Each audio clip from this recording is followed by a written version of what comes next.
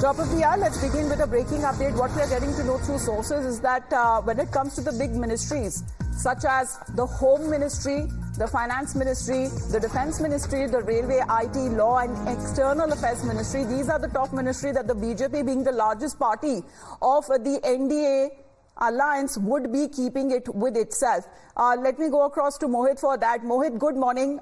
This is not coming across as a surprise, as the BJP is likely to keep, when it comes to the biggest ministries that a government needs to form, and go ahead with it with itself. Well, good morning to you, Amita. And in fact, you see, with the JDU, TDP, and in fact, Chirag Paswan having the bargaining power, and what we are getting to know from our sources is that they've sought various cabinet berths and MOS berths. What the sources within the BJP say, that the BJP is unlikely to part with several important ministries, all the North Bloc and South Bloc ministries like Finance Ministry, Defence Ministry, MEA, Railways, IT and Law. So the BJP would not want to give away these ministry, though the allies can become the MOS in these particular ministry, but the cabinet minister would be from the BJP. So this is what the information we are getting. We know for a fact that how TDP and the JDU, they have sought several cabinet berths and MOS berths, and they have also extended their unconditional support. But what we are being also told is that yesterday in the NDA meeting, the discussion about the cabinet portfolios did not take place. That will come at a later stage. But yes, the demands of TDP, JDU, and in fact of the Chirag Paswan faction is also clear. But the BJP sources say that the big ministries like Defence, IT, Law, MEA, Finance, BJP is likely to keep all these ministries, and rest ministries they can negotiate with all these leaders. So clearly, and as you said, that it has come on the obvious line, given the fact that how the BJP has got around 240 seats, they would want to keep the big ministries, given the fact that how these are very, very important ministries, and ministers of these particular ministries work directly with the Prime Minister, and hence BJP is unlikely to give away these ministries. So we have to wait and watch what exactly happens, given the fact that tomorrow is a big NDA meet. All the NDA MPs and leaders will be part of that particular meeting, and in the evening we know that how the time has been sought from the President House by the NDA leaders to go over there and show the letter of support that the Prime Minister Narendra Modi has from the NDA allies, which we broke yesterday.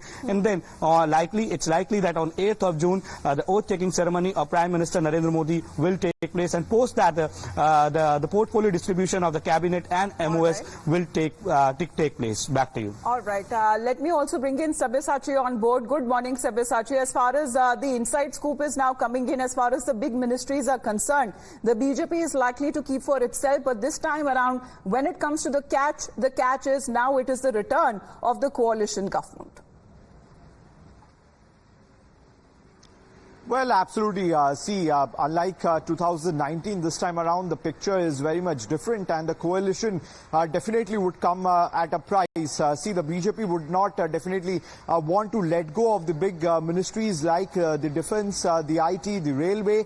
But at this particular point, from the JDU sources as well, the JDU would want to keep the agriculture, would want to keep the Railway, as it has been desired by Nitish Kumar himself. So we have to wait and see how things pan out and how the negotiation take place between the BJP and its coalition partners. But as far as the JDU is concerned, it has clearly put out its desire that they want these ministry to go with the JDU leaders. All right, those details that are coming in. As far as Mohit and Sabya, please to stay on with us. We also talk about how the people of the country have delivered their verdict, giving no clear majority to any single party. The BJP, which had won majority back in 2014 and 2019 on its own, fell short by nearly 32 seats this time.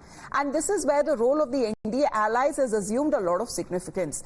Delhi has now become the major center for head kick parleys, as the NDA is now setting into motion the process process when it comes to the formation of the government. Sources also telling your channel that the NDA MPs are scheduled to meet in Delhi on the 7th of June, which is tomorrow, and the meeting of the NDA leaders will meet the president to stake claim to form the government. Now, Times Now has also learned that a day later, that is on the 8th of June, is when Narendra Modi will be taking oath as the third time as the Prime Minister of India.